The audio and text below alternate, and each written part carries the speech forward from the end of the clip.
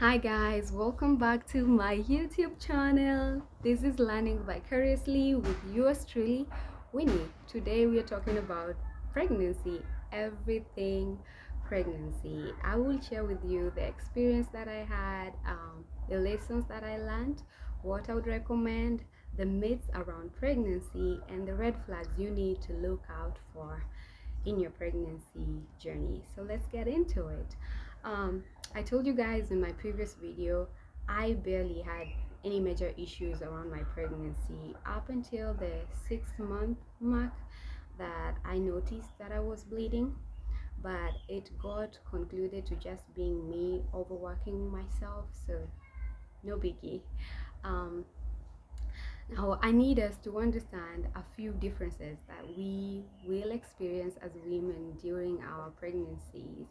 And number one, our pregnancies are not the same. They never will be the same because our bodies are wired differently. Therefore, our responses are different around pregnancy. Uh, your second pregnancy will not be the same as your first because for some weird reason, they just tend to vary. The pregnancy of a baby girl as compared to that of a baby boy will be different down to the symptoms and cravings. Um, our labor experiences are going to be different. By that, I mean the type of fluids that tend to come out of your body during that time are different. Some get to have their water break, others get their water ruptured by the doctors, others get to have water dripping down from their body, while others get to have blood dripping out of their body. Other people get to diarrhea during that time when they're close to deliver. Others get to vomit like I did. So as you can see, there's a lot of differences. Therefore, don't be in the habit of comparing your body or other your pregnancies with others. For some weird reason, unexplained reasons, I don't even understand how the difference come along, but they're there anyway.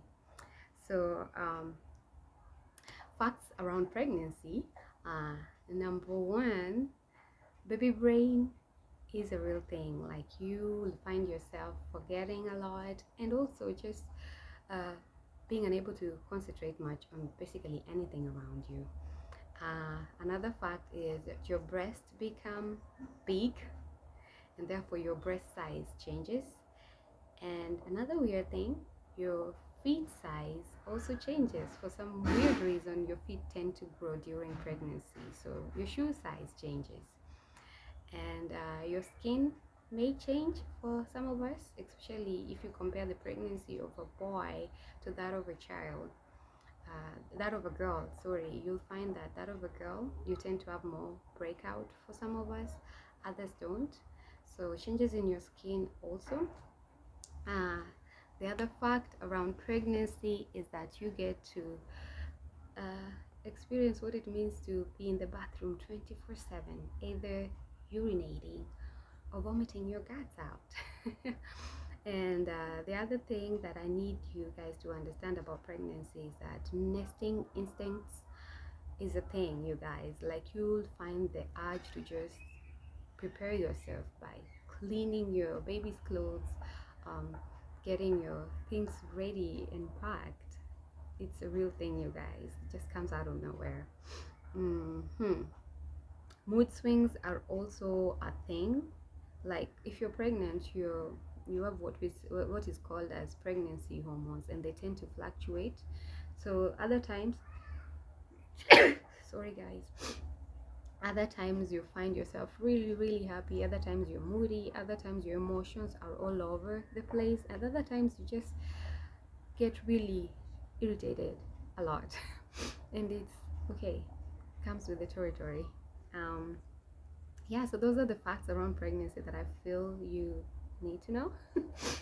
And what I would recommend that you do that I did and worked out great for me is that be sure to start your antenatal care as soon as you've confirmed that you're pregnant. get your screenings done, that you get your ultrasounds done, get your blood work done.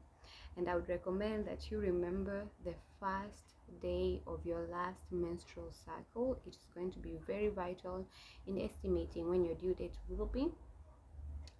I would also recommend that you have a talk with your partner so as to get to know what their blood group are and also your blood group. Also get to understand your and his history when it comes to chronic illnesses or diseases, and whether or not they have a history of twins. Very, very vital, and these are questions that you will be asked during your first visit. So you will be advised to do your screenings, and screenings are there to just help to sort of like dictate for any risk that could pose a threat to your pregnancy. And your blood work is just there to, number one, if you're not sure of your blood group, that will just confirm what your blood group is, and also to sort of like dictate whether you have syphilis, hepatitis B, or HIV, so as best to know how to care for your pregnancy and best care for your child during the pregnancy journey. And the ultrasound, I believe there are about 4 of them. The ultrasounds are very vital in monitoring, or rather keeping a track on your child's growth and development, their position, and even just knowing the gender if you're interested. So you are going to also be given your prenatal supplements, and I recommend you take them religiously. That is your folic acid and your vitamin D. They are great in just ensuring that you don't have any issues with deficiency. And they'll also come up with, or rather they'll give you a meal plan. That is just them educating you on how to take best interest in your nutrition and dietary levels. So you'll be advised to take foods that are rich in protein, calcium, folate, and iron. So be sure to do that, and also just attend the prenatal visit as scheduled. Do not miss out on any one of them. I believe they're around 8-10 if I'm not wrong. Attend all of them. They're very vital in keeping track of your child's growth, your blood pressure, and just to really point out any problems that may come about during your pregnancy journey. And I would also advise that you take as much fluids as you can, specifically water, and also lots of water, and also take lots of fruits and vegetables that are high in fiber. It will go a long way in helping you with the constipation that you'll get to experience a lot during pregnancy, and also for the headaches, really. So take it. I would also advise that you keep away from any caffeines, alcohol, and cigarettes, and also any other medication unless it is prescribed by your doctor. I'd also advise that you avoid standing or sitting for a longer period of times. Just try to walk about. Don't remain in one position for too long. And also, if you are sitting, try to keep your feet up, or rather elevated, just for the blood circulation within your body. Very, very important. And avoiding also the feet swells. I would also recommend that you wear loose fitting clothes. Again, important for circulation. And also on your feet, just wear something that is comfortable, hopefully flat and open shoes. I would also advise that you get as much rest as you can. And if you just be sure to take your uh, prenatal shots as well, and that includes your tetanus shot. Very, very key. I'm not sure, is there anything that I might be forgetting out of that list that you found to be important? If so, I would greatly appreciate that you leave it down the comment section below. So it gives us an opportunity to learn from each other and also get to know each other, right? What else am I forgetting that is important? Oh yeah, I would also advise that you remain active throughout your pregnancy. I know the first trimester can be hard on most of us, but just push yourself. Do things as you normally would. And also around exercise, I would advise that you take on light exercise, even if it just means yoga, stretches, or aerobics. That would be so vital in ensuring that you sleep well, because pregnancy can come along with insomnia. So if you keep yourself active and if you keep your physical body working, then you get better sleep. And also it's a great way to sort of like keep the anxious feelings and intrusive thoughts at bay. um, it also helps to sort of like curb with the physical pains or other aches that come along with being pregnant. So I would recommend it. I would also recommend that you get a head start on your Kegel exercises. They'll be great in sort of like helping with the elasticity of your vaginal opening, and also practice your breathing exercises. They'll help you, they'll come in handy during the contractions in labor. So get that started. And I would advise that you start practicing sleeping on your side, as to be specific, your left side.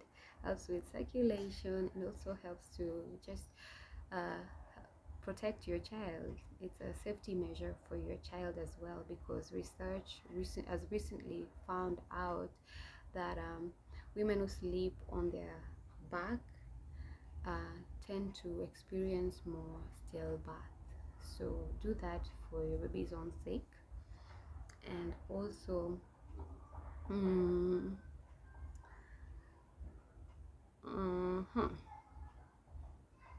yeah, I think those are the major ones that come to mind.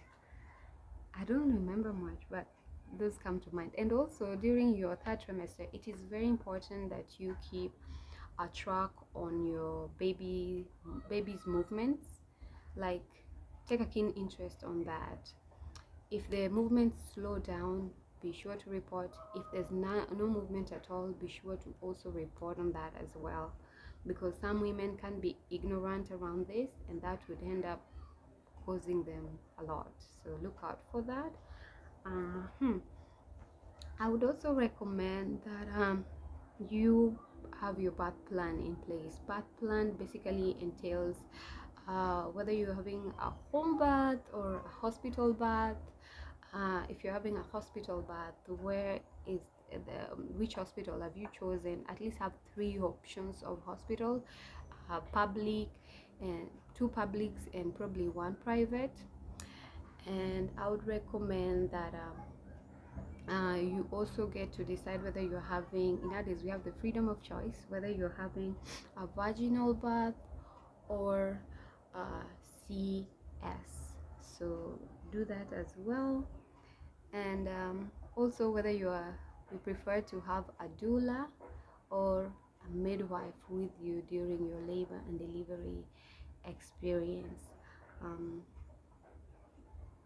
Yeah. What else? I would recommend that as soon as you get to your 36 week of pregnancy, that you get your hospital bag ready and packed, uh, ready to go, because anything can happen from there onwards. As research says that only 5% of babies actually get born on their due date. So prep yourself, or rather wrap your head around the idea that your baby can either come 2 weeks before your due date or 2 weeks after your due date. So prepare after that.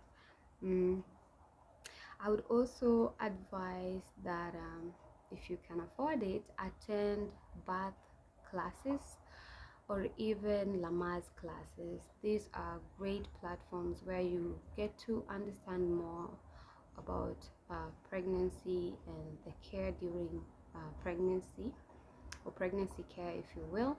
Also prepares you for labor and delivery, kind of advises you on postpartum and postnatal care.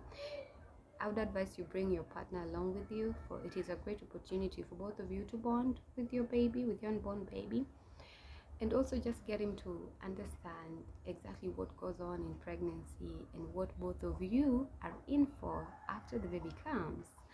um, I would also advise, if you can, go for prenatal massages. They are the best. It will get your body loosened up, ready for delivery, and it also kind of helps in curbing the physical pains like the back pains or the joint pains that come along during pregnancy. And for your mind, it does wonders. It gets you to a point of calmness and complete relaxation, because you'll get to realize that every emotion that you get to experience, your baby also gets to experience. Research shows that babies actually cry in the womb.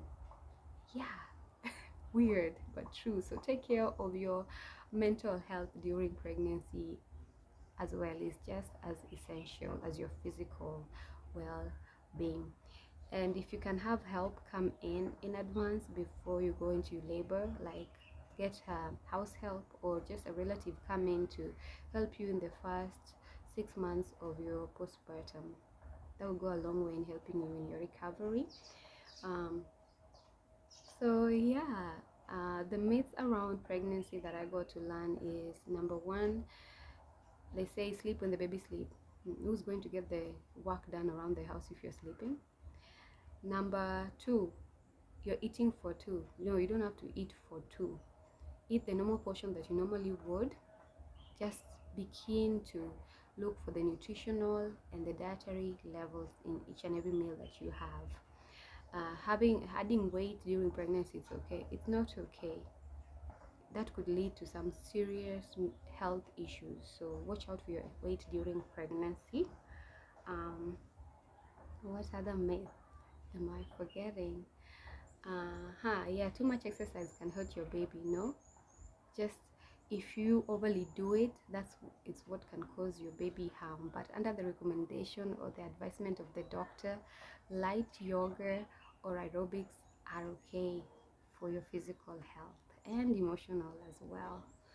Red flags to look out for in pregnancy: number one, severe constant headaches, severe abdominal cramps, painful urination, bleeding vaginally, high fever during pregnancy, uh, swelling of the face, hands and feet, um, blurry vision, and also uh, reduced movements. Fetal movements can also be an indicator. uh, Fainting constantly, you need to look out for. When you're overly vomiting or diarrheaing, also need to be looked out. So be sure to report any of these indicators, for they could mean harm to your pregnancy. So I hope you got to learn something from this and I hope it helped you, mama. So take care until we see each other again. Bye.